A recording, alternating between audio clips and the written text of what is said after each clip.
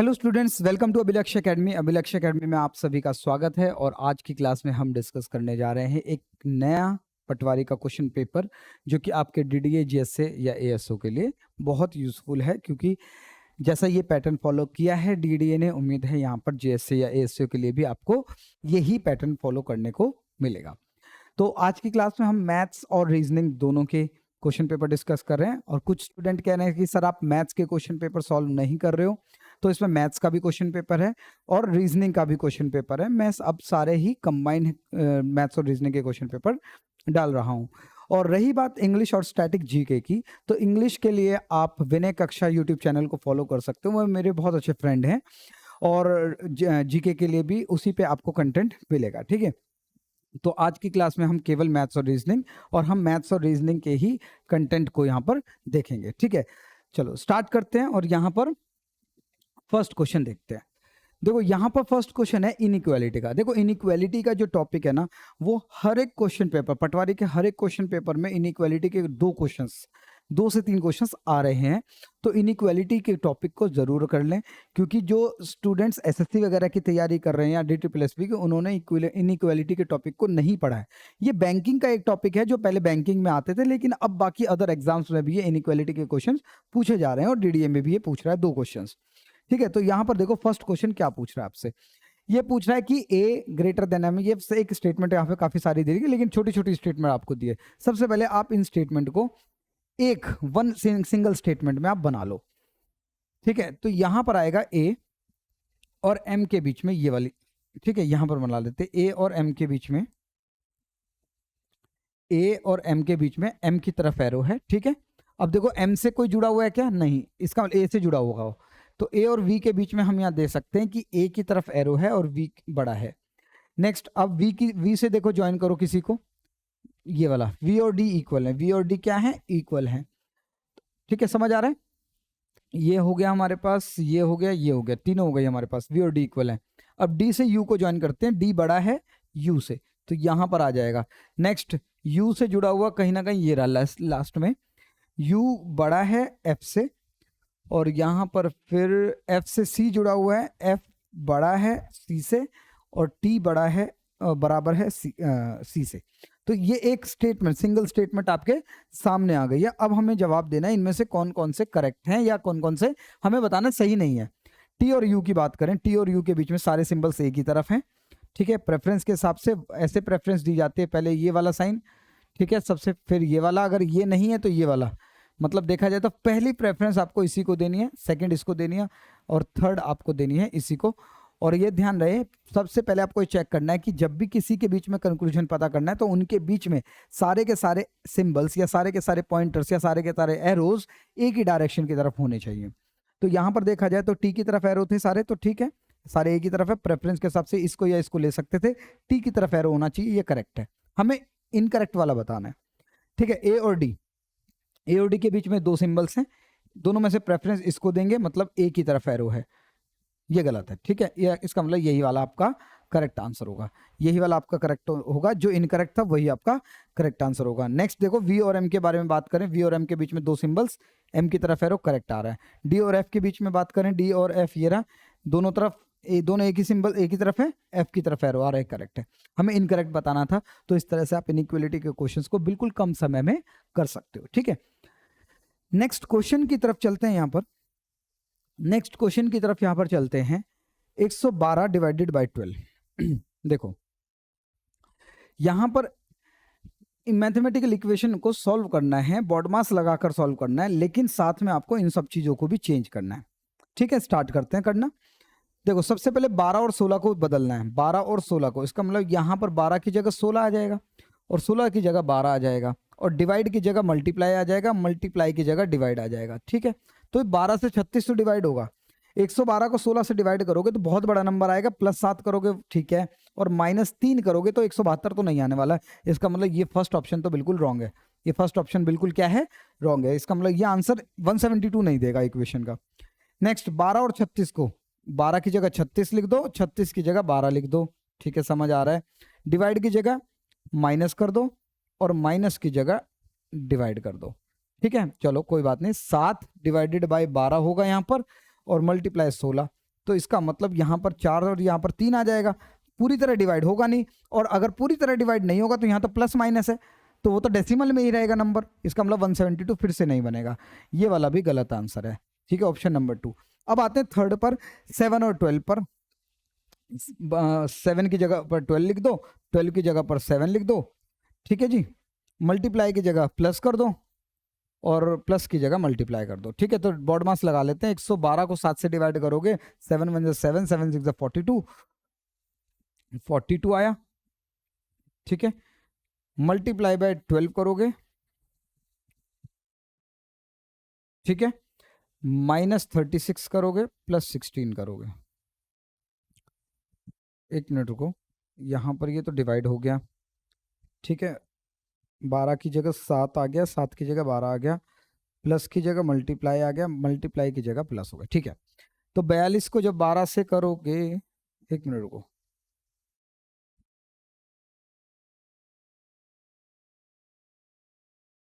112/7 गुना 12, 7 से 7 एकम 7, 7 6 42, ओ सॉरी यहाँ पर 16 आएगा, ठीक है, ठीक है, ठीक है। ये तो गलत थे, 16 आएगा, मैंने यहाँ पर 42 लिख लिया। चलो, तो यहाँ पर आएगा भाई 7 7 एकम 7, 7 6 42, 42 लिख दिया था गलती से।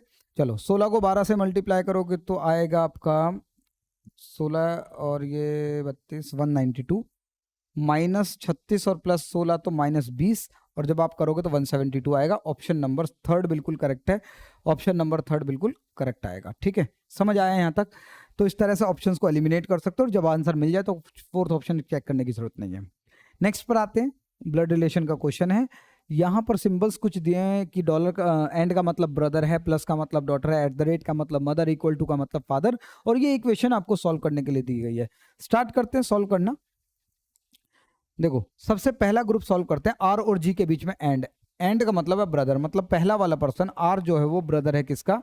जी का, ठीक है। R is brother of G, ठीक है। Next, G equal to M, मतलब जी जो है फादर है, जी जो है वो फादर है किसका भाई? एम का। एम नीचे आ गया। अगला ग्रुप है एंड, एंड मतलब ब्रदर, एम जो है वो ब्रदर है किसका? टी का। टी का जेंडर नहीं पता। टी प्लस एस, प्लस मतलब डॉटर, इसका मतलब टी जो है वो डॉटर है एस की, तो एस कहीं ना कहीं फीमेल होगी, और यहाँ पर प्लस का साइन आएगा क्योंकि ये दोनों भाई बहन हो गए। अगर ये फादर था तो एस को मदर होना पड़ेगा। नेक्स्ट, एस और एल की बात करें, @ है यहाँ पर, एस जो है मदर है, एस जो है वो मदर है किसकी? एल की, और लास्ट में एल @ का मतलब है एल मदर है डी की, ठीक है।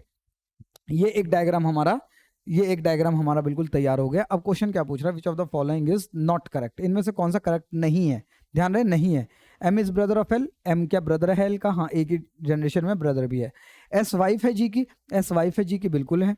T is daughter of R, T जो है आर की डॉटर है, नहीं।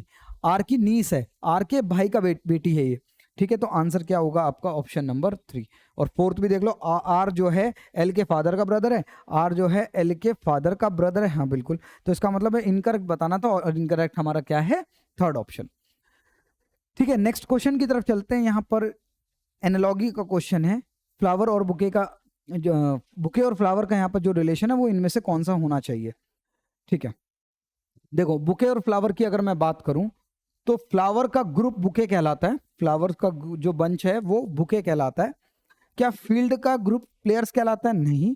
क्या बीज का ग्रुप स्वाम? हाँ, ये बिल्कुल ठीक है। क्या स्वेटर का ग्रुप विंटर? नहीं। म्यूजिशियन का ग्रुप सिंगर? नहीं। ऑप्शन नंबर 2 बिल्कुल इसका करेक्ट आंसर है। उम्मीद है यहाँ तक आपको ये क्लियर है। अगर आपको किसी भी तरह का कोई डाउट होता है तो आप कमेंट बॉक्स में पूछ सकते हैं, ठीक है। और मैंने आपको पहले ही बता दिया कि इस चैनल पे आपको केवल आपको मैथ्स और रीजनिंग की ही वीडियोस आपको मिलेंगी, क्योंकि मैं यही 2 सब्जेक्ट लेता हूँ, और जिस जो मुझे अच्छे से आते हैं वही मैं पढ़ा रहा हूँ, ठीक है। औरों की तरह नहीं हो कि जो मेरे को नहीं आता वो भी मैं पढ़ा रहा हूँ, ठीक है, ठीक है। तो इस चीज़ का हमेशा ध्यान रखना है। और अगर किसी को भी डाउट है, देखो, अगर आपको किसी भी टॉपिक में डाउट है तो आप उस टॉपिक की वीडियोस देख सकते हो, ठीक है। यहाँ पर हम केवल previous year question paper solve कर रहे हैं। अगर आपको वो मेथड सीखना है, किसी भी टॉपिक का मेथड सीखना है, तो आप उसकी एक स्पेसिफिक वीडियो प्लेलिस्ट में जाकर देख सकते हैं। उसमें आपको सारी वीडियोस मिलेंगी और आप उसमें सारी चीज़ें सीख सकते हैं, ठीक है।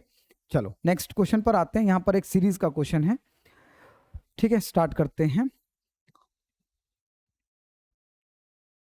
16 और 29, हाँ ये डबल के आसपास आ रहे हैं। 16 का 2 टाइम्स -3 हो रहा है। 16 का 2 टाइम्स 32 -2। 29 का 2 टाइम्स 58 -3 हो रहा है, ये भी ठीक है।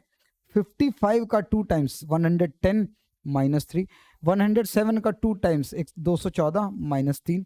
211 का 2 गुना करना है, मतलब 422 -2 400 -3 सॉरी मल्टीप्लाई बाय 2 -3, तो 419 इसका बिल्कुल करेक्ट आंसर आएगा। उम्मीद है यहाँ तक आपको ये बिल्कुल क्लियर रहा होगा, इसमें किसी भी तरह का कोई डाउट नहीं है।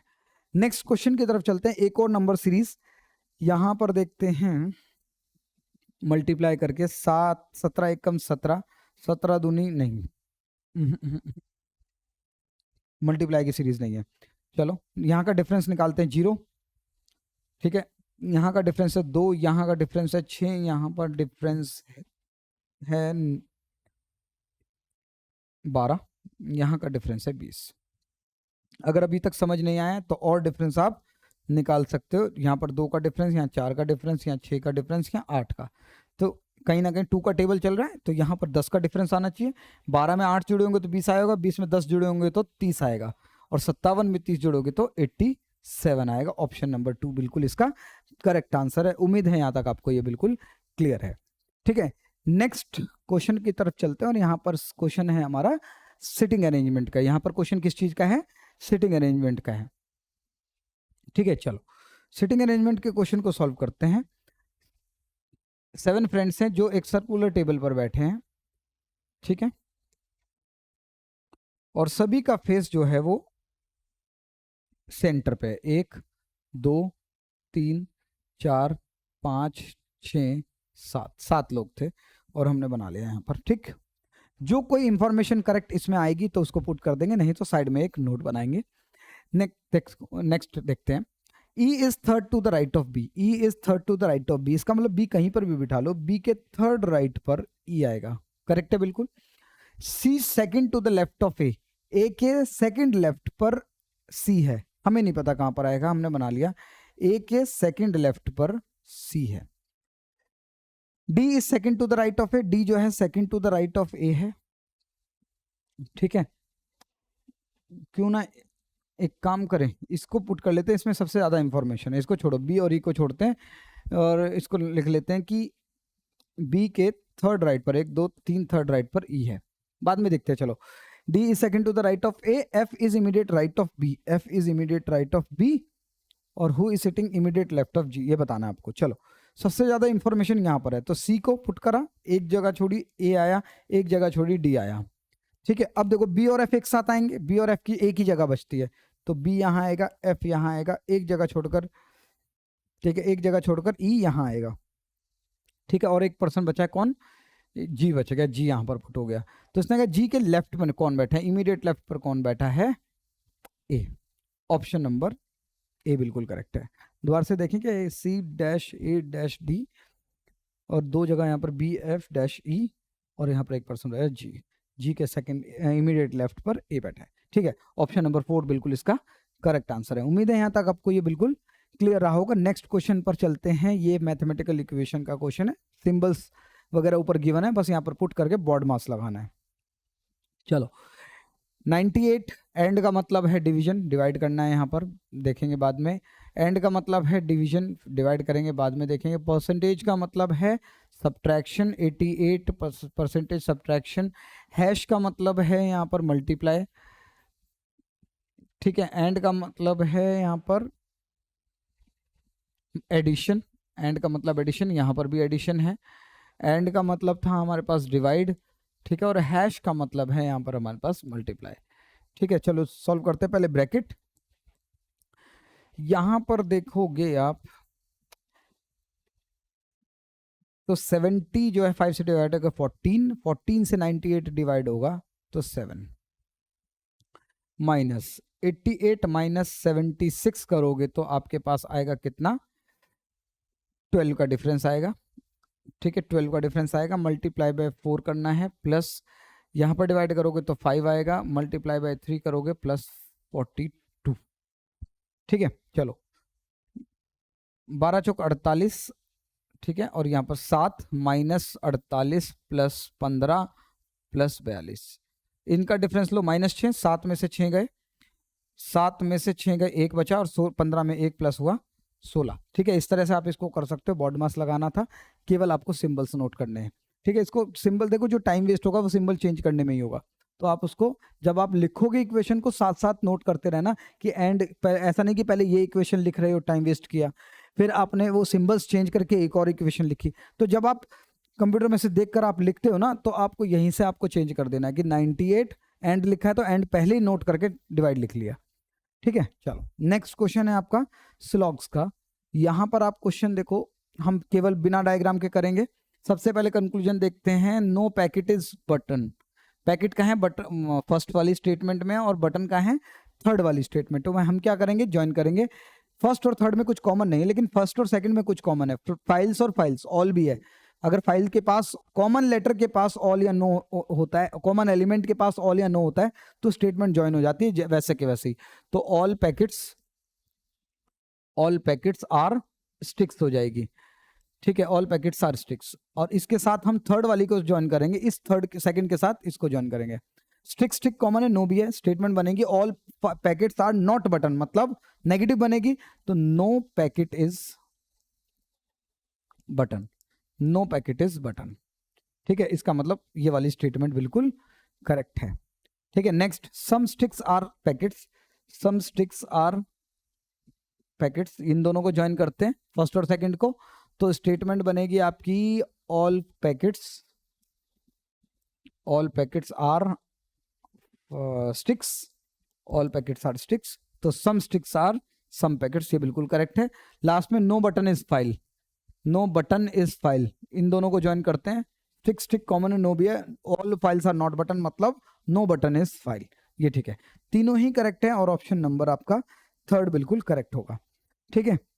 अब कुछ लोग सोच रहे होंगे कि भाई ये कैसे कर दिया, तो आप इसके लिए देखो शॉर्टकट है, ये बहुत शॉर्टकट है, केवल स्टेटमेंट रीड करनी है और कंक्लूजन रीड करना है। इसमें ना कोई डायग्राम बनाना है, ना 150 लिखना है, केवल आप स्टेटमेंट पढ़ोगे और आपका करेक्ट आंसर आएगा। लेकिन उसके लिए थोड़ी सी मेहनत करनी पड़ेगी, आपको स्लॉग्स की पूरी वीडियो देखनी पड़ेगी, ठीक है। जब आप उसको सीख पाओगे कि कैसे कैसे मैंने हर एक कंडीशन उसमें डिस्कस की हुई है, बहुत अच्छे तरीके से डिस्कस की हुई है। जितने 24 कंक्लूजन क्रिएट हो सकते हैं वो मैंने सारे डिस्कस किए हुए हैं। नेक्स्ट पर आते हैं, यहाँ पर सीरीज है, एबीसी सीरीज भी बोल सकते हैं, मिसिंग सीरीज भी बोल सकते हैं, बीच बीच में कुछ पार्ट मिसिंग होता है। चलो पहले आप काउंट करो, 1 2 3 4 5 6 7 8 9 10 11 12 13 14 15 16 17 18 19 20 21, ये 21 है, 21 है। 21 को ब्रेक करके या तो साथ साथ के 3 ग्रुप बनेंगे या 3 3 के साथ, तो हम साथ साथ के पहले 3 बना लेते हैं, 1 2 3 4 5 6 7, यहाँ पर छोड़ा, 1 2 3 4 5 6 7 यहाँ छोड़ा, तो अब ये हमारे 3 ग्रुप बन गए साथ साथ के। और यहाँ पर हमने देखा कि ऐसा भी हो रहा है कि पहले लेटर पे बी आ रहा है, तो यहाँ पर भी पहले लेटर बी है, इसका मतलब यहाँ पर भी बी आना चाहिए, ठीक है।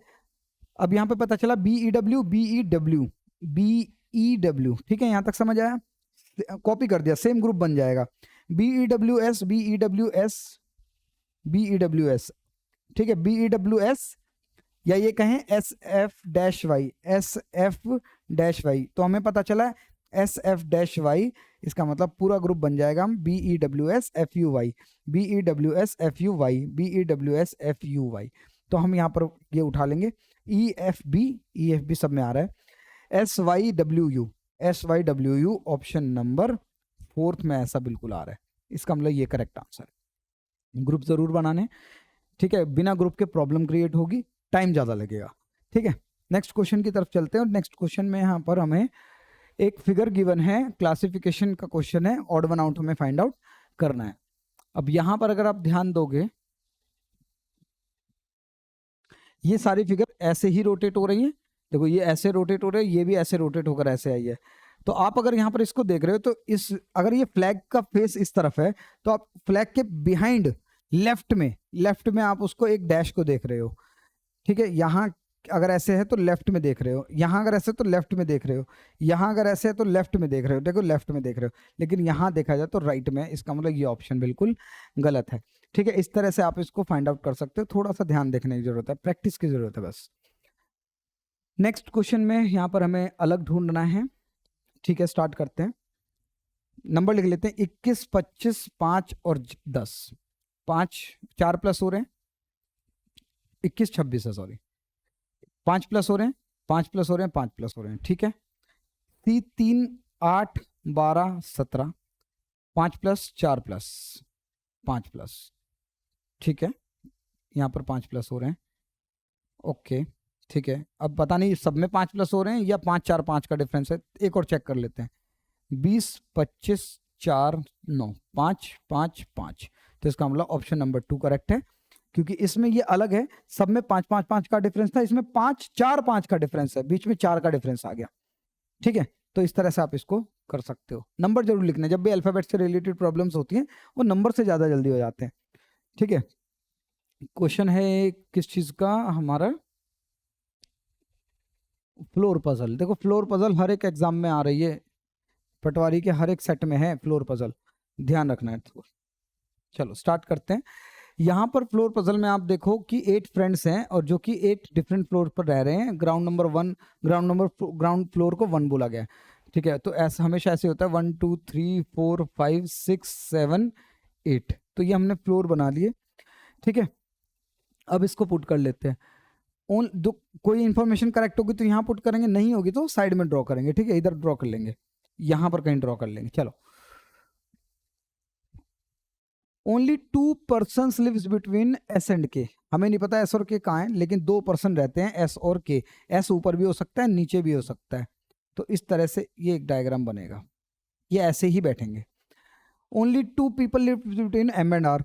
एम और आर के बीच में 2 लोग, ठीक है। हमें फिर से ये नहीं पता चला, ठीक है, लेकिन ये ऐसे ही बैठेंगे जहां भी बैठेंगे।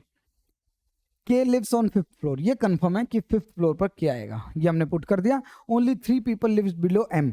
एम के नीचे केवल 3 लोग हैं, इसका मतलब एम 4थे फ्लोर पर रह रहा होगा, तभी उसके नीचे 3 लोग होंगे, ठीक है। ये वाला पॉइंट हो गया हमारे पास। आर इज इधर ऑन द टॉप फ्लोर और बॉटम। आर जो है या तो टॉप पर है या बॉटम पर है, आर या तो टॉप पर है या बॉटम पे है। तो हमने कहा कि आर और एम के बीच में 2 लोग हैं। अगर मैं ऊपर रखता हूं तो एम और आर के बीच में 3 लोग हो जाएंगे, इसका मतलब ये कंफर्म है कि आर तो नीचे की तरफ ही बैठा है, ठीक है। S lives immediately above L. S lives immediately above L, मतलब एस इमीडिएटली अबव एल, ये दोनों इस तरह से आएंगे, बाद में देखेंगे कैसे होगा। O lives immediately below L. O lives immediately below L, ठीक है। तो S L O, S L O, इसका मतलब ये 3 लोग ऐसे बैठे। क्लियर हुआ यहां तक, ठीक है। हाँ ठीक है। N does not live on floor 3, N यहां पर नहीं है, ठीक है। चलो स्टार्ट करते हैं। एम और आर के बीच में 2 लोग, ये इंफॉर्मेशन करेक्ट हो गई हमारे पास। S L O, S L O, ये 3 लोग एक साथ आएंगे, तो एस एल ओ ऐसे ही आ सकते हैं। एस और के बीच में 2 लोग भी कंफर्म हो गए, और एन यहाँ नहीं है तो एन सेकंड फ्लोर पर है। एक पर्सन कौन बच गया, K L M N O P Q R S. K L M N O P, P रह गया तो पी यहाँ आएगा, ठीक है। उसने कहा who lives on the floor 3, तो पी रहेगा। ऑप्शन नंबर 2 बिल्कुल इसका करेक्ट आंसर है। उम्मीद है यहां तक आपको ये क्लियर है, इसमें कोई भी डाउट नहीं है। चलो नेक्स्ट क्वेश्चन की तरफ चलते हैं। नेक्स्ट क्वेश्चन में अल्फा न्यूमेरिक सीरीज है ये, मतलब इसमें अल्फाबेट भी गिवन होते हैं और नंबर्स भी गिवन होते हैं, ठीक है। चलो ऑप्शंस पर नजर मारो, क्या चीज करने से हमारा काम हो जाएगा। देखा जाए तो नंबर्स में काम हो सकता है, नंबर्स में हमारा काम हो सकता है। डिफरेंस लेते हैं 8 का, डिफरेंस लेते हैं यहाँ पर 5 सॉरी 16 7 का डिफरेंस आ रहा है, और यहाँ पर 3 में से 1 है 2, 27। यहाँ पर इसका मतलब ये हो सकता है कि 2 का क्यूब हो, ये 3 का क्यूब हो, यहाँ 4 का क्यूब का डिफरेंस आना चाहिए, और फिर 5 का क्यूब, ठीक है। फिर 5 का क्यूब का डिफरेंस आना चाहिए। चलो पहले इन दोनों में देखते हैं। अगर मैं यहाँ पर 27 है तो 27 में मुझे कितना प्लस करना पड़ेगा, 64 प्लस करना पड़ेगा, है ना। सॉरी 46 में कितना, देखो 19 में इतना प्लस हुआ, 46 इसमें इतना प्लस करने पर ये आएगा, तो ये आएगा 6 और 4 110 आना चाहिए, ठीक है। 110 में फिर आप 5 का क्यूब 125 जोड़ोगे तो ये आ जाएगा। कन्फर्म है 110 वाला आंसर है, तो पूरा करने की जरूरत नहीं है, केवल नंबर से ही हमने पता लगा लिया, ये आंसर होगा, ठीक है। अगर नंबर्स किसी में सेम होते तो हम एक ऐसा लेटर फाइंड आउट करने की कोशिश करते जो सब में ऑप्शंस में अलग है, ठीक है। फिर हम उसको जल्दी से कर पाते हैं। चलो नेक्स्ट, यहाँ पर आपको सीरीज गिवन है कि यहाँ पर क्या आएगा, देखो क्या ये बोल सकते हैं, ये यहाँ पर आ रहा है, ठीक है, ये यहाँ चला गया, ये यहाँ चला गया, ये यहाँ चला गया, साइकिल चल रही है ऐसे, ये नीचे आता है, बाकी सब ऊपर खिसक जाते हैं। ये देखो नीचे आ रहा है, नेक्स्ट में आ रहा है, ये सब ऊपर खिसक गए, ठीक है, तो ये अब नीचे आएगा, इसका मतलब एरो यहाँ होना चाहिए, ये सब बाकी ऊपर खिसक जाएंगे इस तरह से, ये ऐसे आएगा यहाँ पर नीचे, और ये ऐसे आएगा, ठीक है, ये फिगर होगी। और ऑप्शन हमारा कौन सा होगा,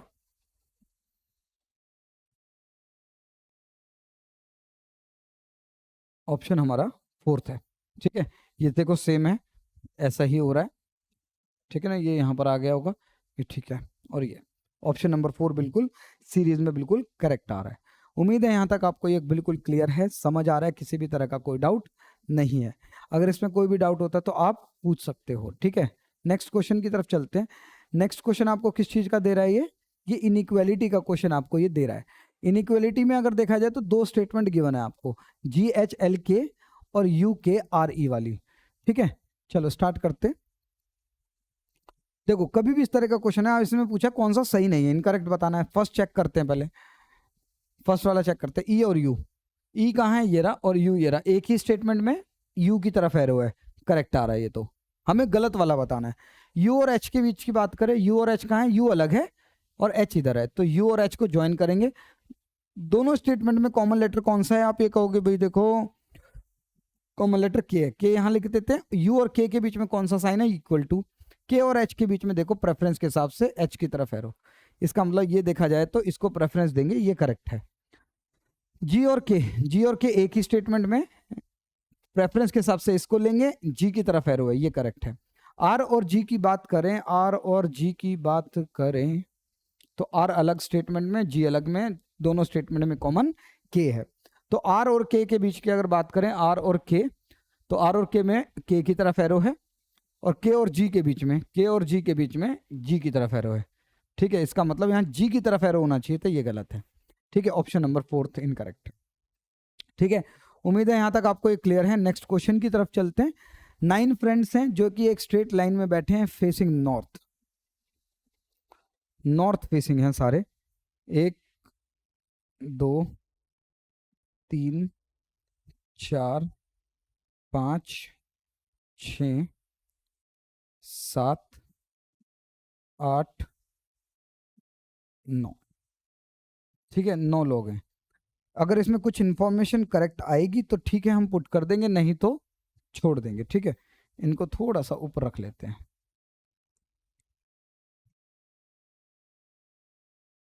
चलो कुछ कंफर्म होगा तो यहाँ पर पुट कर लेंगे, नहीं तो हम साइड में ड्रॉ करेंगे इंफॉर्मेशन।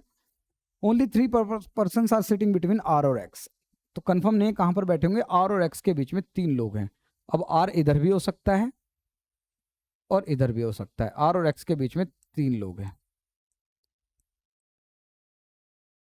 ठीक है। आर और एक्स के बीच में 3 लोग हैं, 4 लोग बैठे हैं एस और वी के बीच में, एस और वी के बीच में 4 लोग हैं, 1 2 3 और 4, और इसका मतलब यहां पर ऐसे बैठे होंगे। T is at one end, T किसी एक एंड पर है, टी जो है किसी एक एंड पर बैठा है, हमें नहीं पता किस एंड पर बैठा है।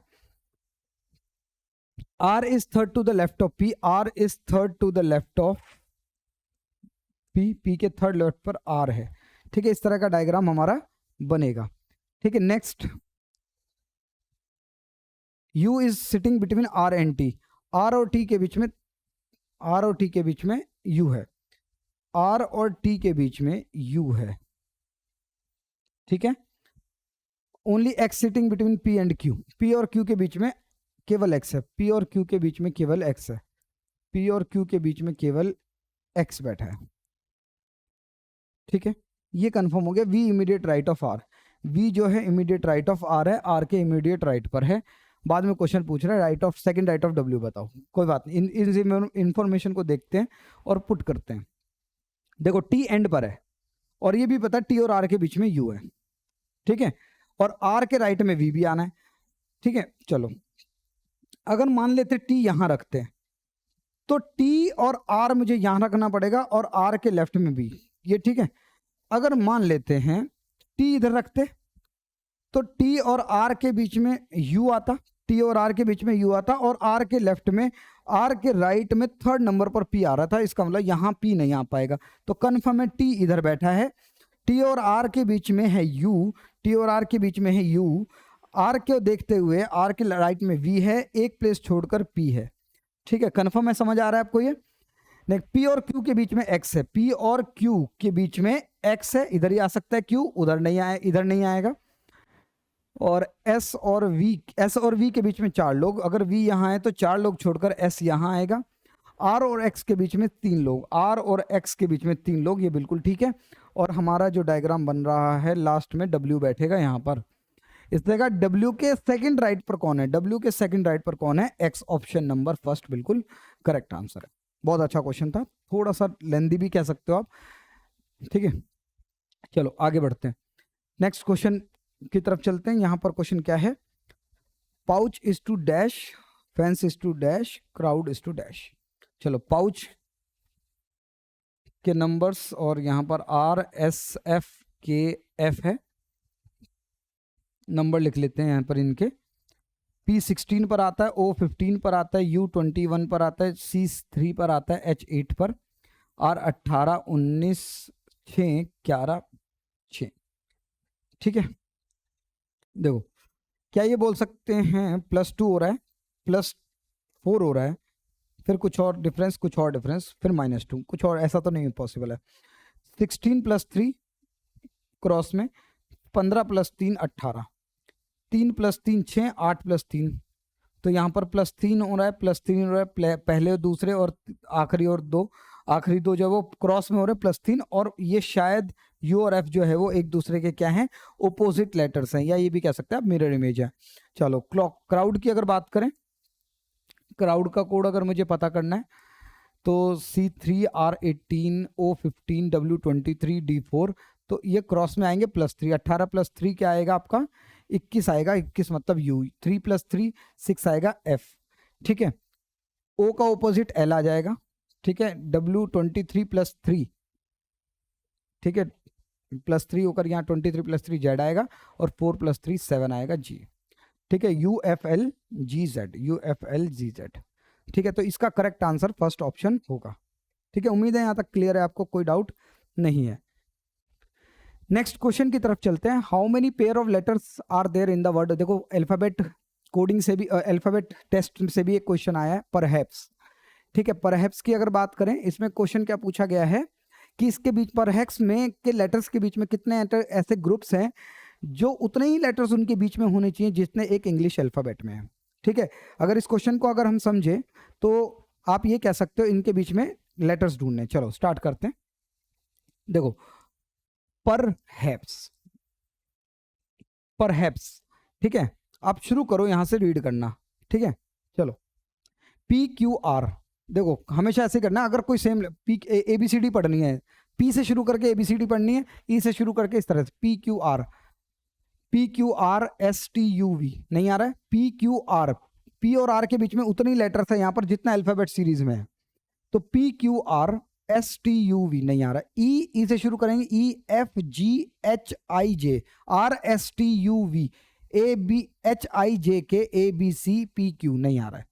इससे कहा था रिवर्स भी, बैकवर्ड में भी देखना है।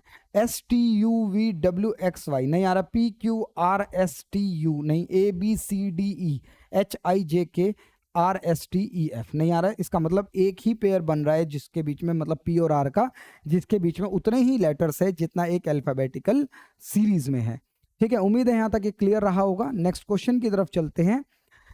एनालॉजी का क्वेश्चन है। Ammeter is to current, seismograph is to humidity. अच्छा ये अलग होना चाहिए, बैरोमीटर जो है वो प्रेशर को नापता है, ओडोमीटर डिस्टेंस को, लेकिन सिस्मोग्राफ तो अर्थक्वेक के लिए होता है ना। अर्थक्वेक की वो पता चलती है उससे कितना अर्थक्वेक का लेवल था, ठीक है। चलो सिस्मोग्राफ स्टडी करता है हमारे अर्थक्वेक की, ठीक है। तो ये है आपका सेकंड आंसर है, ठीक है। उम्मीद है यहां तक क्लियर है आपको। नेक्स्ट अब आ जाते हैं मैथ्स के क्वेश्चन पर। 20 क्वेश्चन हमने रीजनिंग के कर लिए, अब आ जाते हैं 20 क्वेश्चन मैथ पर। एक perimeter of the circle inscribed in equilateral triangle is, ठीक है, इसने कहा कि एक इक्विलेटरल ट्राइंगल है, ठीक है, एक इक्विलेटरल ट्राइंगल है और उसके बीच में एक सर्कल क्या है, इंस्क्राइब्ड है, ठीक है, जिसका पेरीमीटर, इस सर्कल का पेरीमीटर कितना दिया हुआ है, 88। अगर सर्कल का पेरीमीटर 88 है, इसका मतलब हमें पता है कि इस सर्कल का जो पेरीमीटर होता है वो 2 पाई आर होता है। सर्कल का जो पेरीमीटर होता है वो कितना होता है, 2 पाई आर। इसका मतलब मैं ये कह सकता हूँ 2 पाई आर की वैल्यू 88 गिवन है। तो इसका मतलब मुझे इस सर्कल का रेडियस पता चलेगा 2 इंटू 22/7 इंटू रेडियस हमें नहीं पता, जो कि 88 आना चाहिए, ठीक है। 44 से 2 टाइम्स ये जाएगा और रेडियस की वैल्यू आ जाएगी 14। इसका मतलब हमें पता चल गया कि जो इन रेडियस है ये जो है 14 आ गया। अगर ये इक्विलेटरल ट्राइंगल है, इक्विलेटरल ट्राइंगल में वो सेंट्रोइड होता है, वही पॉइंट, और सेंट्रोइड क्या करता है, इस मीडियन को पूरे डिवाइड कर देता है 2:1 में। अगर ये 1 है तो इसका डबल यहाँ होना चाहिए था 28, ठीक है। इसका मतलब हमें इस इक्विलेटरल ट्राइंगल की हाइट पता चल जाएगी, ठीक है, और हाइट अगर पता चलेगी तो मुझे साइड भी पता चल जाएगी, ठीक है। और हमें पता करना है उस पेरीमीटर क्या है ट्राइंगल का, सेमी पेरीमीटर, ठीक है। चलो पहले मैं हाइट पता कर ले, हाइट साइड पता कर लेते हैं। हाइट का फॉर्मूला आता है √3/2a इज इक्वल टू, हमें पता चला है ये कितनी है, 8 और 4 12 और ये 42 है, ठीक है। a की वैल्यू आ जाएगी 42/2 मतलब 21√3, सॉरी 42/√3 इंटू 2, ठीक है। ये हमारी साइड है। अगर इसको मैं 3 से 42√3 मल्टीप्लाई बाय 2, इसको मैं अगर 3 से मल्टीप्लाई कर दूं, ठीक है, 3 से मल्टीप्लाई कर दूं, ठीक है, और उसको 2 से डिवाइड कर दें, तो पेरीमीटर देखो 3 से मल्टीप्लाई करूंगा तो सारी साइड्स प्लस हो जाएंगी, 2 से डिवाइड करोगे तो सेमी पेरीमीटर आ जाएगा, पेरीमीटर का आधा आ जाएगा, तो 2 से 2 कैंसिल हो जाएगा, √3 से ये √3 कैंसिल हो जाएगा, और √3 से 3 कैंसिल हो जाएगा, 42√3 इसका बिल्कुल करेक्ट आंसर आएगा। पेरीमीटर, सेमी पेरीमीटर बताना था। नेक्स्ट क्वेश्चन पर आते हैं। Average sale for the day of the car by a dealer of the month of March excluding Sundays, ठीक है, ओके। इसने कहा कि एवरेज सेल जो है किसी मार्च के मंथ में संडे को छोड़कर 32 है, संडे को छोड़कर क्या है 32 है, और average sale of car on Monday is 37, that of Thursday is 28, तो find the other days excluding Sunday, ठीक है। स्टार्ट करते हैं। देखो सबसे पहले देखते हैं मार्च में 31 डेज होते हैं, ठीक है, और मंथ जो है ट्यूसडे से शुरू हो रहा है। इसका मतलब अगर हम बात करें Monday, Tuesday, Wednesday, Thursday, Friday, Saturday और संडे, ठीक है, तो मंडे यहाँ से शुरू हो रहा है, 1 2 3 4 इस तरह से करते करते +8 यहाँ पर आएगा, ठीक है, 15 यहाँ पर आएगा, 22 यहाँ पर आएगा और 29 भी यहाँ पर आएगा, और 30 यहाँ आएगा वेडनेसडे, और 31 को थर्सडे आ जाएगा, और इस तरह से यहाँ पर 28 आएगा, ठीक है। हमें पता चल गया कि देखा जाए तो हमारे पास मंडे जो है वो 4 होंगे, थर्सडे जो है वो 5 होंगे। चलो स्टार्ट करते हैं। पूरे मंथ का एवरेज जो है वो 32 है, ठीक है। इसका मतलब हमारे पास संडे कितने हैं, संडे भी 1 2 3 4 है, 4 संडे हैं, 4 संडे हटा दो 31 में से। अगर 31 में से मैं 4 संडे हटा देता हूँ या 4 दिन हटा देता हूँ तो मेरे पास बचेंगे 27 डेज, और 27 डेज का जो एवरेज है वो 32 है। तो मेरे पास सेल मतलब टोटल सम आ जाएगा 22 को 32 से मल्टीप्लाई करो, 2 7 14, 2 2 4 5, 3 3 21, 3 2 6 7 8, 864, ये जो है 864 आ रहा है, ठीक है, समझ आया। तो ये टोटल था, टोटल मंथ का। इसमें से अगर हम मंडेज और मंडे की सेल और थर्सडे की सेल माइनस कर दे तो बाकी दिनों की सेल आ जाएगी, ठीक है। तो मंडे कितने हैं हमारे पास भाई, 1 तारीख से, मंडे 1 तारीख से तो ट्यूसडे शुरू हो रहा है, तो यहाँ पर मंडे है हमारे पास 4, तो 4 मंडे के हिसाब से हमारी जो सेल है वो 37 है, ठीक है। तो 4 7 28, 3 4 12, 13 14, 148 इसकी सेल आ रही है, ठीक है, टोटल सम आ रहा है इसका। और थर्सडे का 28 है। थर्सडे कितने हैं हमारे पास? थर्सडे तो 5 है।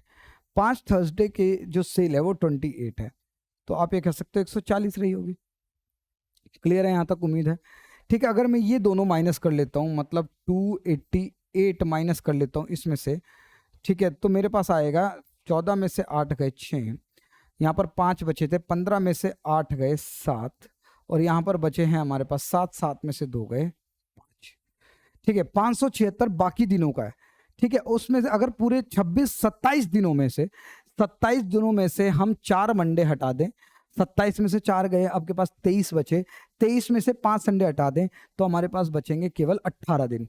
तो इसका मतलब मुझे इसको 18 से डिवाइड करना पड़ेगा। ठीक है, 576 को 18 से डिवाइड करना पड़ेगा।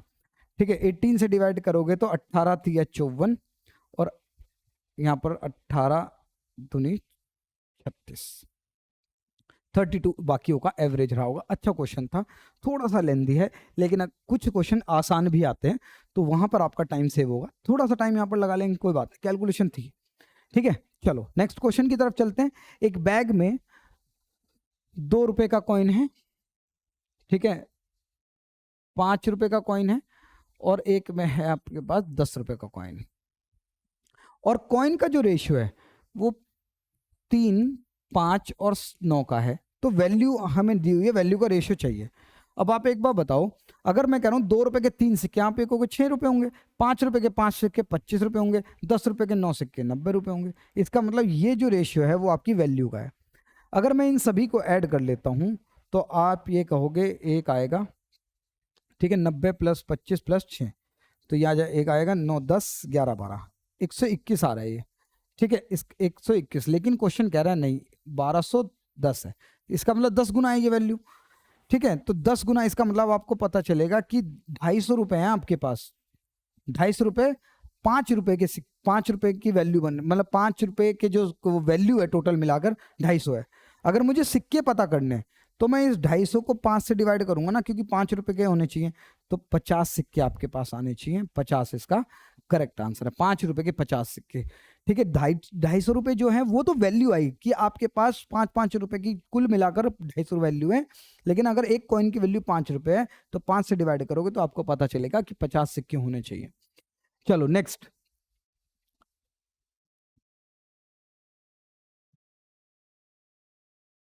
ठीक है, देखो इसने कहा कि एक डाटा में एंट्री करते वक्त एक स्टूडेंट ने क्या किया, 97 और 97 एंटर कर दिया 67 की जगह। इसका मतलब कहीं ना कहीं जो डिफरेंस है वो 30 का आ गया, और जिसकी वजह से एवरेज जो है 0.5 मार्क्स इंक्रीज हो जाती है। तो नंबर ऑफ स्टूडेंट 0.5 से डिवाइड कर दो, 60 स्टूडेंट, खत्म, ये आंसर है आपका। 30, भाई 30 का डिफरेंस आया है और सभी पर 0.5 का असर आया है, इसका मतलब 0.5 से डिवाइड कर दो, टोटल बच्चे पता चल जाएंगे 60 रहे होंगे। क्लियर है यहाँ तक? कोई डाउट इसमें बिल्कुल नहीं होना चाहिए। चलो नेक्स्ट क्वेश्चन पर आते हैं। 360 मीटर, ये ध्यान रखना, ट्रेन के भी काफी क्वेश्चन आ रहे हैं, ट्रेन के क्वेश्चन आ रहे हैं एक दूसरे की ट्रेन को पार करने वाले। ठीक है, distance is equal to speed into time. पहले केस में इसने 360 मीटर की ट्रेन पार करी है, और एक चलते हुए आदमी को जो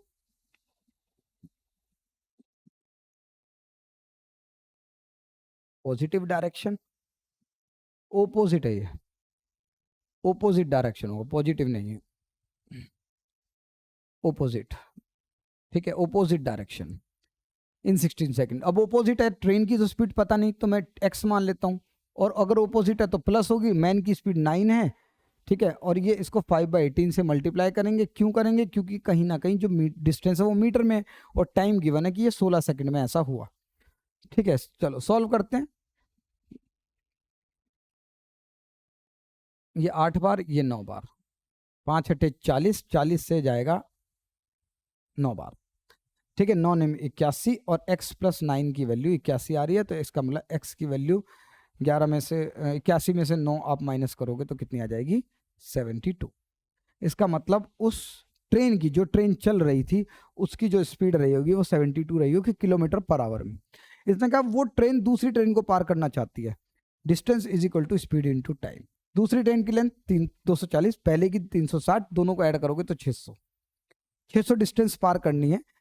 सेम डायरेक्शन में, तो 72 माइनस 45, 72 माइनस 45, और ये मीटर में है, फिर से 5/18 से मल्टीप्लाई, टाइम हमें बताना है, ठीक है। तो 600 बराबर 72 में से 12 में से 5 गए 7, और यहाँ पर 6 में से 4 गया 2, 27 इंटू 5/18 गुना टी। सॉल्व कर लेते हैं इसको, 3 से काटेंगे तो 3 से 6 बार, 3 से 9 बार, या 6 या 9 से 2 बार काट सकते थे, 9 से 3 बार काट सकते थे, ठीक है। 3 पंजे 15, 15 से कुछ गलत हो गया, 15 से 40 आ जाएगा, और 2 इधर जाके मल्टीप्लाई होगा 80, तो टाइम जो है 80 सेकंड्स लगेगा। इसका करेक्ट आंसर ये है, ठीक है। उम्मीद है यहाँ तक आपको ये क्लियर रहा होगा, सेकंड्स में बताना था, ठीक है। तो ये 2 इधर जाके मल्टीप्लाई 80 आ जाएगा उस टाइम। नेक्स्ट, यहाँ पर गिवन है कि ABC पार्टनरशिप में आते हैं किसी रेशियो में 5/8, 2:5, 3/4, और पहले इसको सॉल्व कर लेते हैं। 5/8, 2/5 और 3/4, ठीक है। पहले 4 और 8 का एलसीएम 8 ही आएगा, 8 को 5 से मल्टीप्लाई 40, 8 पंजे 40, 40 से सबको मल्टीप्लाई कर दो। 40 से जब सभी को मल्टीप्लाई करोगे तो डिनोमिनेटर जो है वो क्या हो जाएगा, कैंसिल।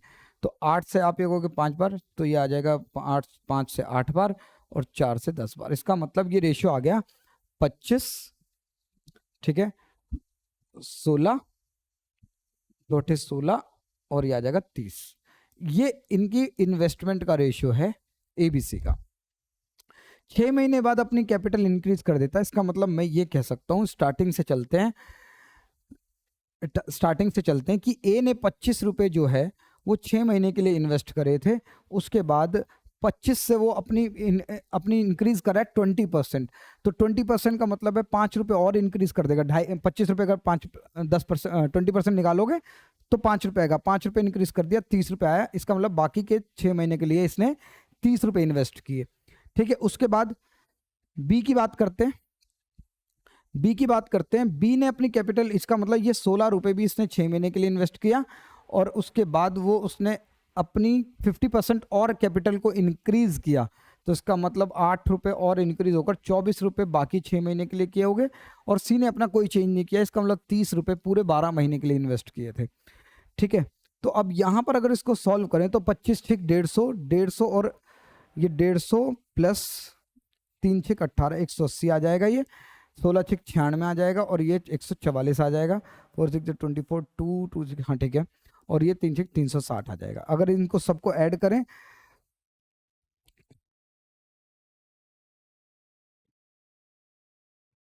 तो 300, सॉरी 8 और 5, 8 और 5 13, 330 आएगा, ठीक है। और यहाँ पर आएगा ये 6 और 4 10, 9 और 4 13, 14, 240, ठीक है, 240 आएगा, और यहाँ पर आएगा 360। अगर रेशियो देखा जाए तो ये आ रहा है, 3 से काट सकते हैं, 3 से 11 बार, 3 से 8 बार, और 3 से 12 बार, ठीक है। अब इसकी वैल्यू, इसने कहा था कि बी और सी के प्रॉफिट का जो रेशियो है उसके बीच में डिफरेंस 28 लाख आ रहा है। इसका मतलब क्या मैं इनके बीच में डिफरेंस देख सकता हूँ, कितना आ रहा है, 4।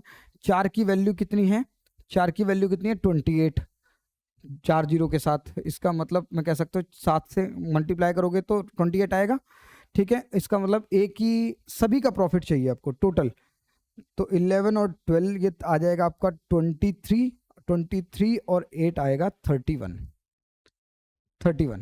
है ना। 31 को भी 7 से मल्टीप्लाई, 7 1 7, 7 3 21, तो 21.7 इसका बिल्कुल करेक्ट आंसर आएगा, ठीक है। इस तरह से आप चीज़ों को कर सकते हो, इजी था। थोड़ा सा फ्रैक्शन का यहाँ पर रोल था, इसको सॉल्व करके पहले सिंपल फ्रैक्शन पे लेके आओ, ठीक है, सिंपल रेशियो में लेके आओ, उसके बाद आप उसको सॉल्व करो। नेक्स्ट सिंपल क्वेश्चन है यहाँ पर, एक्स वाई प्लस जेड का रेशियो जो है 5 और 7 है, जेड एक्स प्लस वाई का जो रेशियो है वो 7:9 है। आपको एक्स वाई जेड की तीनों की वैल्यू गिवन है, तो आपको बताना है क्या होगा, ठीक है, वाई की वैल्यू। अब आप एक बार बताओ, यहाँ पर एक्स वाई जेड तीनों वैल्यू है ना, यहाँ पर भी वाई जेड एक्स तीनों वैल्यू है। इसका मतलब कहीं ना कहीं ये टोटल मिलाकर आ रहा है 12 और ये टोटल मिलाकर आ रहा है 16। क्या इन दोनों को इक्वल नहीं होना चाहिए? क्योंकि ये भी यहाँ पर भी 3% मौजूद है, यहाँ पर भी 3, तो इसका मतलब यहाँ दोनों जगहों पर इक्वल वैल्यू होनी चाहिए। तो 4 से मल्टीप्लाई करेंगे 12 को, 48 आ जाएगा, और 16 को 3 से मल्टीप्लाई करेंगे 48। एलसीएम ले लिया 12 और 16 का और दोनों को वही बना दिया। तो 4 को मल्टीप्लाई करोगे 20 से, 4 को 5 से 20 आएगा, और ये 4 सत्ते 28 आएगा, 3 सत्ते 21 आएगा, और 3 निम 27 आएगा। ठीक है, इसका मतलब x की वैल्यू तो आ गई हमारे पास। ये जो है x की वैल्यू है, ये ये y प्लस जेड की है। ये आपके पास वैल्यू है z की, और ये x प्लस वाई की है। ठीक है, अगर मुझे x पता चल गया, x पता चल गया कितना है 20, और z पता चल गया 21 है, तो x और y मिलाकर 27 है। इसका मतलब y को 7 होना पड़ेगा, तभी तो 27 आएगा। सारा मिलाकर 48 भी आ रहा है। तो अगर मैं सभी को ऐड कर रहा हूँ जो कि 48 वैल्यू बना रहा है, लेकिन क्वेश्चन में कह रहा है नहीं 48 नहीं है, कितनी है 5760। तो 48 से डिवाइड कर दो पहले इसे, 5760 को 48 से डिवाइड करो। ठीक है, 48 वन 48, 48 टू 96 0। ठीक है, 120 गुना है, 120 गुना। तो आपको y की वैल्यू चाहिए, इसको भी 120 से गुना कर दो, 12 सत्ते 84 और 1 0, आंसर 840। ठीक है, इस तरीके से आप इसको कर सकते हो। नेक्स्ट क्वेश्चन की बात करें, 9 डिजिट नंबर है 5947x19y2। ये जो है 88 से डिविजिबल है। 88 किससे डिविजिबल का मतलब है, इस 88 से डिविजिबल का मतलब है वो 11 से भी डिवाइड होनी चाहिए और 8 से भी। और इसने कहा मैक्सिमम वैल्यू x और y की बताओ। चलो हमने कहा ठीक है, एक काम करते हैं, y पहले 8 का रूल लगाते हैं, और 8 का रूल लगता है केवल लास्ट की 3 डिजिट्स पे। तो 9y2। अब यहां पर मुझे क्या रखना है, मैक्सिमम वैल्यू निकालनी है y की, x और y की। तो इसका मतलब y को मैक्सिमम होना पड़ेगा। तो पहले क्या मैं 9 रख सकता हूँ यहाँ पर? 9 अगर मैं इसको डिवाइड करूँ यहाँ से, अगर 9 रख के डिवाइड करें तो आप ये कहोगे भाई 8 से एक बार 8 आ रहा है, यहाँ पर 9 आ गया। 8 से एक बार 8 से 8 दूनी 16 आ रहा है, 3 बचा 2, 8 चौक 32। ठीक है, तो इसका मतलब ये डिवाइड हो रहा है। इसका मतलब 9 वैल्यू इसकी रह सकती है, इस y की वैल्यू कितनी रह सकती है 9 मैक्सिमम। ठीक है, छोटे से नंबर शुरू नहीं करना है, मैक्सिमम चाहिए तो बड़े नंबर से शुरू करो, जो सबसे बड़ा नंबर यहाँ रखते। अगर 9 गलत होता, 9 से वो डिवाइड नहीं होता तो 8 रखते, 7 रखते, 6 रखते, इस तरह से नंबर छोटे करते चलते, लेकिन मैक्सिमम चाहिए तो बड़ा रखना है। ठीक है, अब यहाँ पर देखो 5947x1992। अब ये नंबर है मेरे पास, अब ये 11 से डिवाइड हो जाना चाहिए। अब 11 का रूल सारे में लगेगा, एक तरफ कहीं पर भी माइनस कर लो। 2 में से 9 गए -7, 9 में से 1 गया 8, x -7। ठीक है, 4 - 5 -5, 4 - 9 -5, और ये 5 में से 0 गए 5। ठीक है, तो क्या मैं ये कह सकता हूँ +5 और -5 तो कैंसिल ही हो गया।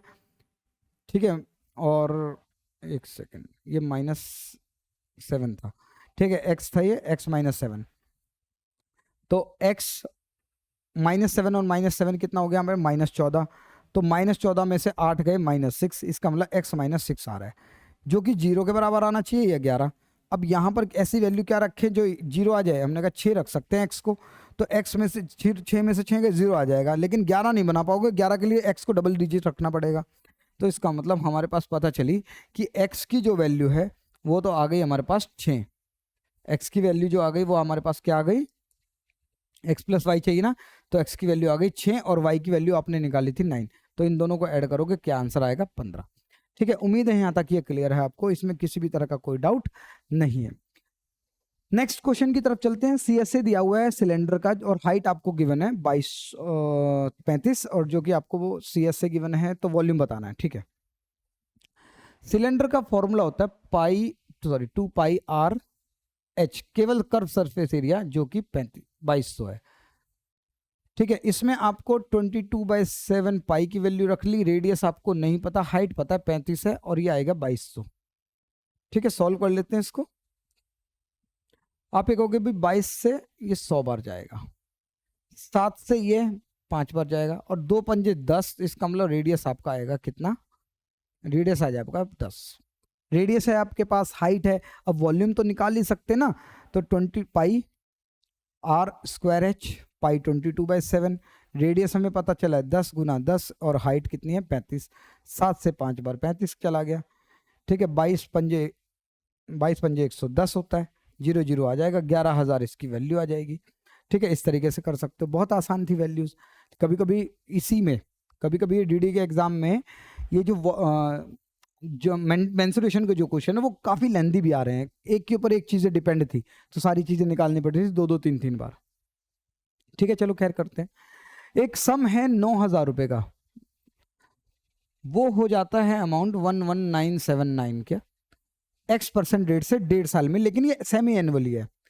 सेमी एनुअली मतलब इसका टाइम का डबल कर दो 3 साल में, है ना। 3 साल में ऐसा हुआ क्योंकि 1.5 साल में 6 महीने कितने बार आए होंगे, 1.5 साल में 6 महीने 3 बार आए होंगे, तो 3 बार, तो यहाँ पर रूट लगा दो 3, 3 बार हुआ ना ऐसा। ठीक है, तो यहाँ पर आप पहले काट लो, पहले वैल्यू काट लो, तो ये आएगा, अगर मैं 3 से डिवाइड करता हूँ 3 से जाएगा तो आप ये कहोगे 3 से, या 9 से भी डिवाइड कर सकते हैं, 9 से 1000 आ जाएगा और 9 से 9 1 9 1 3 3 बनाएगा। ठीक है, अब क्यूब रूट लगा देते हैं।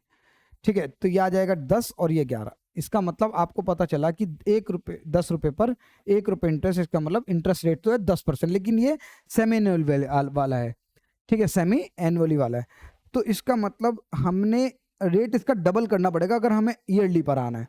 तो ईयरली पर आओगे तो इसका मतलब रेट जो है हमें पता चल गया, रेट कितना है 20%। अब इसने कहा कि उसी प्रिंसिपल पर 2 साल के लिए सीआई कितना होगा, तो हमने कहा 9,000 रुपए पर 20% निकालोगे तो 1800 आएगा,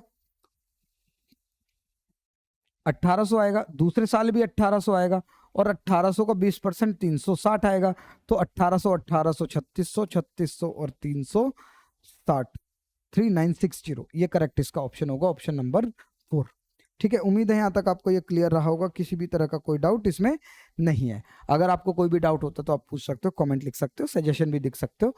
ठीक है, चलो नेक्स्ट क्वेश्चन देखो। थीफ वाला क्वेश्चन मैंने कहा था कि हर एक पेपर में आ रहा है, थीफ वाला क्वेश्चन करना जरूर है। एक थीफ निकलता है 11 बजे, जाता है इधर, 50 की स्पीड है उसकी, 11 बजे चलता है, 2:30 बजे उसको रिपोर्ट हो जाता है, जो ओनर था वो उसके पीछे चलना शुरू करता है। तो 11 से 2:30 बजे तक देखा जाए, 11 से 12 1 घंटा, 12 से 1 2 घंटे, 1 से 2 3 और 2 से 2:30 आधा घंटा, तो 3.5 घंटे लग रहे हैं। तो 50 की स्पीड से सबसे पहले देखते हैं कितनी दूर चला होगा, distance is equal to speed into time. 50 की स्पीड से अगर मैं कह रहा हूँ 3.5 घंटे, तो 50 से 3 बार 150, 150 और आधा 25, 175, इसका मतलब ये 175 किलोमीटर आगे जा चुका होगा जब वो उसको ओनर ने उसको पीछा करना शुरू किया था। तो अब डिस्टेंस 175 है उनके बीच में, ओनर के और थीफ के बीच में। ओनर अब यहाँ रहा होगा और ये थीफ इधर आ गया होगा, और इस डायरेक्शन में दोनों सेम डायरेक्शन में चलेंगे, और जब ये सेम डायरेक्शन में चलेंगे तो 80 और 50 की स्पीड माइनस हो जाएगी, 30 की स्पीड होगी ट्रैवल करने के लिए। तो 175 किलोमीटर 30 की स्पीड से ट्रैवल होगा। ठीक है, तो इसको टाइम निकालना है, तो टाइम की वैल्यू आ जाएगी 175 बटे में 30। ठीक है, इसको डिवाइड करेंगे 5 से 6 बार 30, और 5 से करोगे 5 × 15 और 5 पंजे 25, 35 बटे 6, इसका मतलब 35, आप ये कहो कि 6 पंजे 30 और 5 बचे, इसका मतलब 5 घंटे तो पूरे लगेंगे। तो कब, 2:30 बजे के बाद, 2:30 बजे के बाद 5 घंटे, तो 5 घंटे, और अगर देखा जाए तो इसको अगर 5 घंटे तो पूरे हैं, 5/6 है, तो 5 घंटे प्लस 5/6 को मैं मिनट में चेंज कर लेता हूँ, 60 से मल्टीप्लाई करके 10, 50 मिनट, 5 घंटे 50 मिनट और लगेंगे। ठीक है, 5 घंटे 50 मिनट लगेंगे, लेकिन हमें टाइम पूछा है, तो हमने कहा ठीक है 2:30 बजे में पहले तो 5 घंटे ऐड करो, 2:30 बजे में 5 घंटे ऐड करो, 2:30 बजे में 5 घंटे ऐड करो। ठीक है, या 50 मिनट भी ऐड कर लो यहीं पर, 5 और ये 80 मिनट हो गए। 80 मिनट का मतलब है 1 घंटा इधर भेज दो, 20 मिनट रह जाएंगे, और ये 5 6 7 8 बजकर 20 मिनट पर वो पकड़ा जाएगा पीएम पर, ये करेक्ट इसका आंसर होगा। ठीक है, उम्मीद है यहाँ तक समझ आया होगा। देखो टाइम एंड डिस्टेंस के कॉन्सेप्ट पर एक तो ट्रेन वाला क्वेश्चन आ रहा है, किसी मैन को या किसी ट्रेन को पार कर रहा है। ठीक है, एक पेपर में तो 2 3 चीज़ों को पार करना पड़ रहा था, फिर जाके वो लास्ट में क्वेश्चन आया, काफ़ी लेंथी क्वेश्चन था, और यहाँ पर थीफ वाला क्वेश्चन तो आ ही रहा है हर एक एग्जाम में। बोर्ड मास का क्वेश्चन है, देखते हैं। ठीक है, चलो स्टार्ट करते हैं, पहले ब्रैकेट सॉल्व कर लेते हैं, पहले ये सारा ब्रैकेट सॉल्व करते हैं और यहाँ पर ये डिवाइड कर लेते हैं। 84 को 18, 84 divided by 18 multiply by 3 minus 168 divided, पहले ऑफ लगेगा, ठीक है, 14 इंटू 6, ठीक है, 14 इंटू 6 84, ठीक है, 84 मल्टीप्लाई होगा पहले ये of minus 30 divided by 16 multiply 19 में से 35, तो माइनस, एक मिनट रुको, तो हाँ ठीक है, माइनस आ जाएगा ये कितना, 35 में से 15 19 गए 6 और आ जाएगा 1, ठीक है, 35 16, कुछ गलत हो गया, 15 में से 9 गए 6 और यहाँ पर 2 में से क्या 16 आएगा, माइनस 35। चल इसको देखते हैं अब बोर्ड मास लगा लेते हैं। यहाँ पर 168 डिवाइडेड बाय 84, ये 2 टाइम्स आएगा, माइनस 30 डिवाइडेड बाय 16, पहले डिवाइड कर लेते हैं, 30 डिवाइडेड बाय 16 मल्टीप्लाई 16 माइनस 16, तो ये कट जाएगा, तो माइनस माइनस प्लस 1 हो जाएगा, प्लस 30 हो जाएगा, माइनस 35, ठीक है।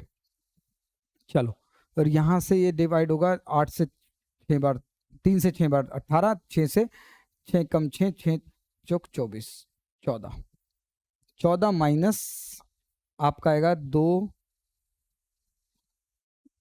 प्लस 30, एक सेकंड रुको, कुछ गलती ना कर दी हो हमने, 2 माइनस प्लस 30 आ जाएगा, माइनस 35 आ जाएगा,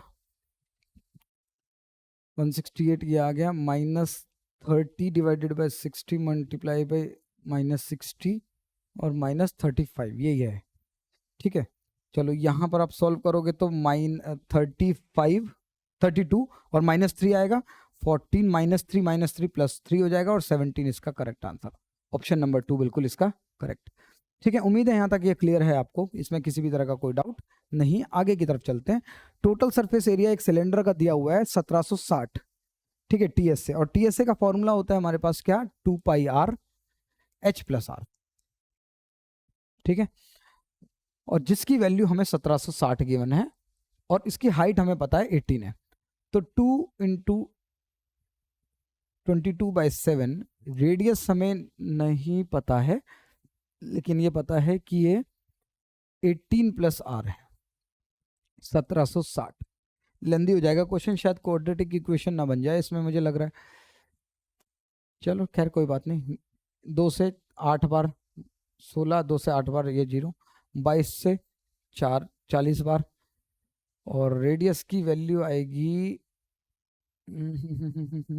18 R plus R square is equal to 280, और अगर R square plus 18 R minus 280 करते हैं तो ये आएगा 0, ठीक है। क्वाड्रेटिक इक्वेशन बन गई, इसका मतलब यहाँ पर हमें रेडियस निकालना पड़ेगा। चलो 28 के ऐसे फैक्टर्स जिसका डिफरेंस 18 आ जाए, 280, 2 से 140, 2 से 70, 2 से 35, 5 और 7, ठीक है, 8 और 57 और 8 और 35 नहीं, 2 दूनी 4, 4 सत्ते 28, 28 और 10, ठीक है, ये सही है, 2 दूनी 4, 4 और 7 28, 28 माइनस 10, ठीक है, तो R square plus 28 R minus 10 R minus 280 is equal to 0, और यहाँ पर कैरी ऑन ले लेंगे तो आर कॉमन, आर प्लस 28 और minus 10 common, R plus 28 is equal to 0, इसको 0 के बराबर रखेंगे, माइनस 28 आएगा, आर की वैल्यू माइनस 10 की जगह प्लस 10 आ जाएगी, तो आर तो पता चल गया, आर आ रहा है 10। अब वॉल्यूम निकालना है, वॉल्यूम का फॉर्मूला है पाई आर स्क्वायर एच, तो 22/7, रेडियस है 10 गुना 10 गुना हाइट है आपकी 18, ठीक है, इसको सॉल्व कर लेंगे और आंसर हमारा आ जाएगा, ठीक है। चलो नियरेस्ट इंटीजर है, इसका मतलब रूल भी नहीं लगा सकते कि चलो 11 की डिविजिबिलिटी लगा लें, तो 1800, 18 दूनी 36, 36, 22 को 18 से कर लेते हैं, 2 अट्ठे 16 और ये आएगा 2 अट्ठे 3 और ये 39,600 डिवाइडेड बाय 7। तो अगर डिवाइड करते हैं हम इसको,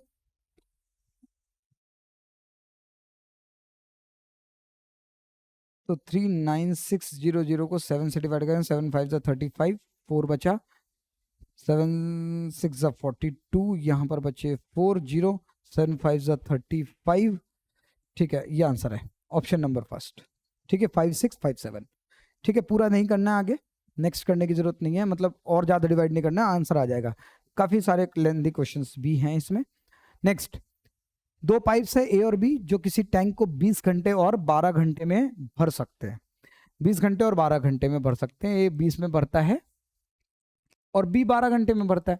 और एक पाइप सी है, अगर सारे पाइप खोल लिए जाए तो 5 घंटे में भरता है। A plus B plus outlet pipe C, तो डैश लगा रहा हूँ, जो कि 5 घंटे में भर रहा है। एलसीएम लेते हैं यहाँ पर। एलसीएम लिया आपने 60 आ जाएगा। 20 से 3 बार, 12 से 5 बार, और ये कहीं ना कहीं 12 बार। सॉरी,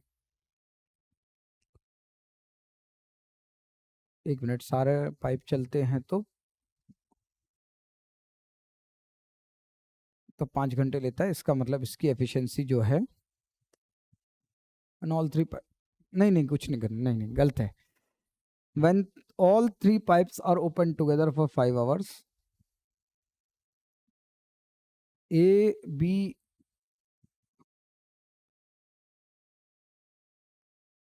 रुक जाओ एक मिनट, ए बी सी किसी टैंक को 12 और 20 और 12 घंटे में भरते हैं। पाइप सी एक आउटलेट पाइप है, और जब ऑल 3 सभी को खोला जाता है तो, अच्छा ठीक है, ओके, 1/6 पार्ट भर जाता है। अगर 1/6 पार्ट भरने में 5 घंटे लग रहे हैं, तो पूरे टैंक को भरने में इसको 30 घंटे लगते होंगे। तो इसका मतलब ये 5 इसका टाइम नहीं है यहाँ पर, ये 30 यहाँ पर है, तो 30 से 2 बार आएगा। ठीक है, क्लियर है यहाँ तक? तो इसका मतलब अगर मैं देखा जाए कि अगर तीनों की मिलाकर 2 है और इन दोनों की 5 है, 8 है, तो 8 में से ऐसा क्या माइनस हुआ होगा जो 2 आया होगा? तो सी की एफिशिएंसी 6 आ गई। 8 में से क्या माइनस होकर 2 आया, तो हमने कहा 6। इसका मतलब सी आउटलेट पाइप की एफिशिएंसी आ गई 6 -6। ठीक है, चलो, इसने कहा ए और बी को 3/5 टैंक भरा गया। तो हमने कहा ठीक है, इस 60 का 3/5 कितना होगा? हमने कहा भाई देखो 36 होगा। इस 36 टैंक को पहले तो इन्होंने 8 की एफिशिएंसी से भरा। ठीक है, ए और बी ने भरा। ठीक है, तो आप ये कहोगे भाई 8 से जब आप डिवाइड करोगे तो पहले तो 4 से कर लेते हैं, 4 से 9 बार, 4 से 2 बार, तो इसका मतलब 4.5 घंटे लग रहे हैं इसको। ठीक है, उसके बाद जो बच गया होगा, ठीक है, उसको बाकी टैंक ने भरा होगा 36। इसका मतलब बचा कितना? 24 टैंक बचा। वो कौन भरेगा? तीनों मिलकर भरेंगे। ठीक है, तीनों मिलकर भरेंगे। हाँ ठीक है, ठीक है, तो इसका मतलब हम ये कह सकते हैं 24 टैंक जो है कहीं ना कहीं 2 की एफिशिएंसी से भरा जाएगा, तो 12 घंटे लगेंगे। तो 12 घंटे तो ये लग रहे हैं, 12 घंटे तो ये हैं। टोटल टैंक पूछा कितनी देर में भरेगा? 12 और 4 16, 16 16.5, टोटल टैंक को 16.5 घंटे लगेंगे भरने में। तो इस तरीके से आप इस क्वेश्चन को कर सकते हो। टाइम में देखो, कहीं ना कहीं कॉन्सेप्चुअली क्वेश्चन पूछे, डायरेक्ट क्वेश्चन कोई भी नहीं पूछा जा रहा है कि हाँ केवल ए कितने दिन में करता है, बी इतने दिन में करता है, बताओ दोनों मिलकर कितने दिन में करेंगे ना। कहीं ना कहीं फिर से उसने फ्रैक्शंस का फ्रैक्शन डाला है, इतना पार्ट भर गया, इतना। कॉन्सेप्ट क्लियर होंगे मैथमेटिक्स के तो ही कुछ हो पाएगा, नहीं तो नहीं। चलो, यहां पर देखो, इसने कहा कि ये वैल्यू गिवन है, 7 की वैल्यू बराबर है, x की वैल्यू बताओ। सिंपल है, 32 का 2 गुना, 7 से 2 बार, 7 से 7 बार, 7 से 7 कट गया, तो एक्स स्क्वायर की वैल्यू 4 आ गई। और x की वैल्यू देखो -4 भी आ सकती है, +4 भी, लेकिन इसने कहा x की वैल्यू 0 से बड़ी है, इसका मतलब 2। x की वैल्यू कितनी आ जाएगी? 2। क्लियर है? उम्मीद है यहाँ तक, क्योंकि जब भी रूट लगता है तो माइनस में वैल्यू आती है, एक प्लस में आती है। दोनों में से कोई भी हो सकता है, क्योंकि माइनस का भी स्क्वायर प्लस में आता है, प्लस का भी स्क्वायर प्लस में आता है। Simple question. ये 1728 किसका क्यूब है भाई? 12 का है, -11 का क्यूब प्लस 8। ठीक है, तो ये आ जाएगा 1 और 8 और 1 9। टाइम भी सेव करा इसने काफी। नेक्स्ट क्वेश्चन इसने क्या पूछा है कि एक आर्टिकल का प्राइस 35% इंक्रीज कर दिया जाता है और फिर 2 सक्सेसिव डिस्काउंट दिए जाते हैं 20 और 9% के, तो उसका आर्टिकल का प्राइस क्या होगा, कितना कम हो जाएगा। ठीक है, सबसे पहले मान लेते हैं आर्टिकल 100 रुपये का रहा होगा, उसने उस प्राइस को 135 का कर दिया है। उसके बाद उसको 2% 2 डिस्काउंट हुए हैं, 20 और 9% का, 20 और 9, तो इस पर 20% का डिस्काउंट 13 और 13 26 27 रुपये का डिस्काउंट, 135 रुपये पर 27 रुपये का डिस्काउंट दिया। इसका मतलब 15 में से 7 गए 8, ठीक है, 15 में से 7 गए 8 और यहाँ 12 में से 2 गए 10, 108 रुपये का पड़ा। 108 पर एक और डिस्काउंट दिया है 9% का, 108 का 9%, तो 108 का 9% कितना होगा,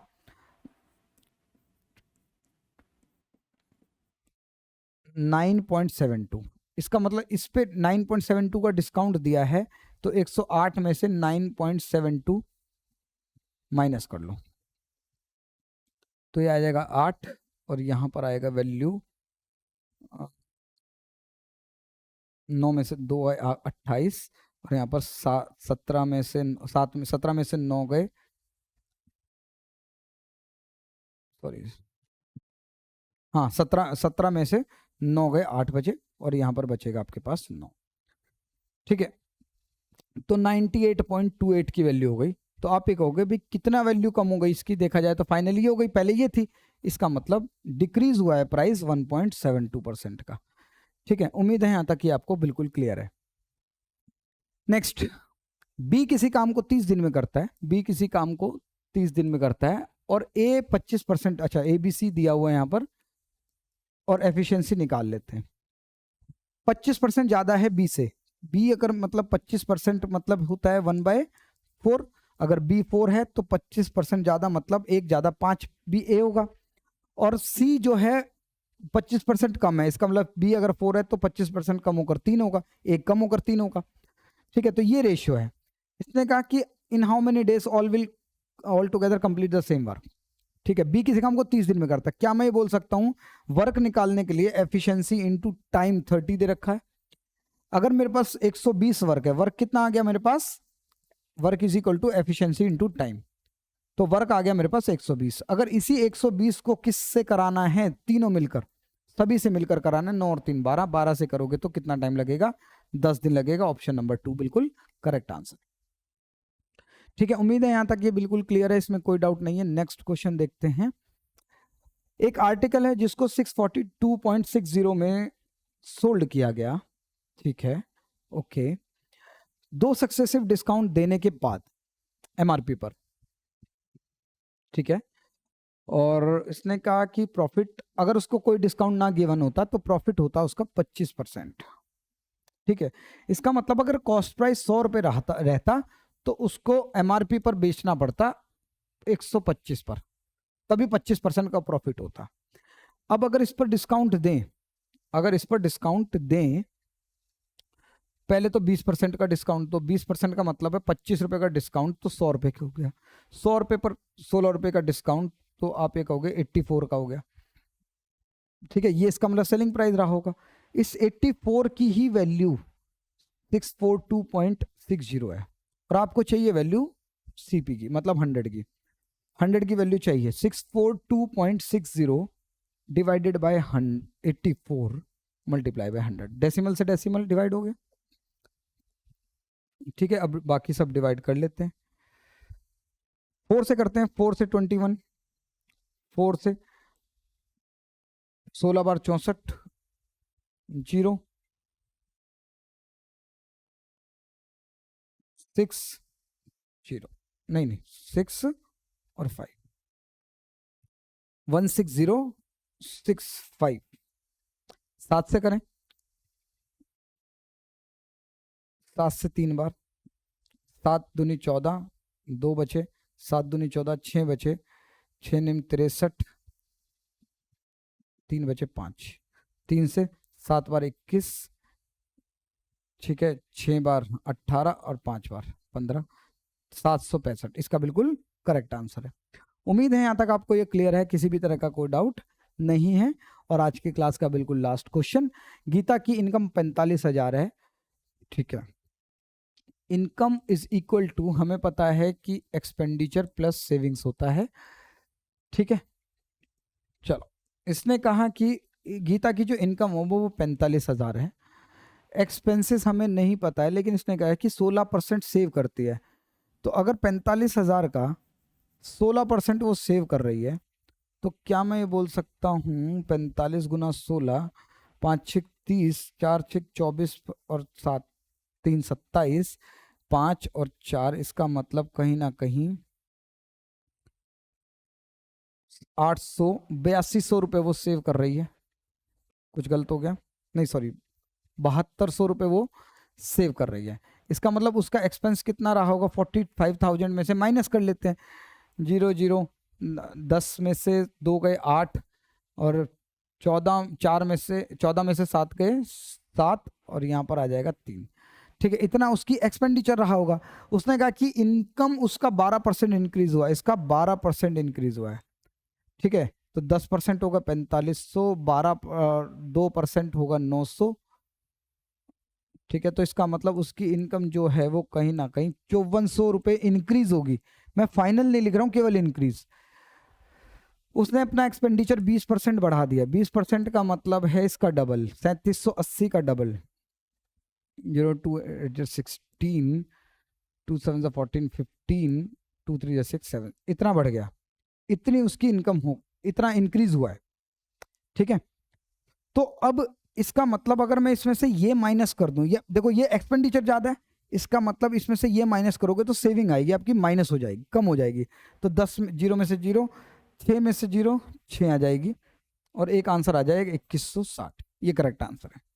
ठीक है, इतने का चेंज आएगा, इतनी कम हो जाएगी। याद रखें, कम होगी, क्योंकि एक्सपेंस ज्यादा हो रहा है तो सेविंग कम हो जाएगी, जब भी जाकर उसकी इनकम जो है वो 5400। ठीक है, उम्मीद है यहाँ तक आपको ये क्लियर है, इसमें किसी भी तरह का कोई डाउट नहीं है। और आज की क्लास में हमने मैथ्स और रीजनिंग के दोनों पार्ट सॉल्व कर लिए हैं। ठीक है, तो आज की क्लास में इतने रखते हैं, अच्छे से पढ़ते रहिए। 20 तारीख से आपके एग्जाम शुरू हैं, 3 दिन पहले आपकी एडमिट कार्ड इशू हो जाएगा। उम्मीद है आप सबकी सिटी इंटीमेशन स्लिप आ गई होगी। ठीक है, तो मिलते हैं आपसे नेक्स्ट क्लास में, तब तक अच्छे से पढ़ते रहिए। जय हिंद।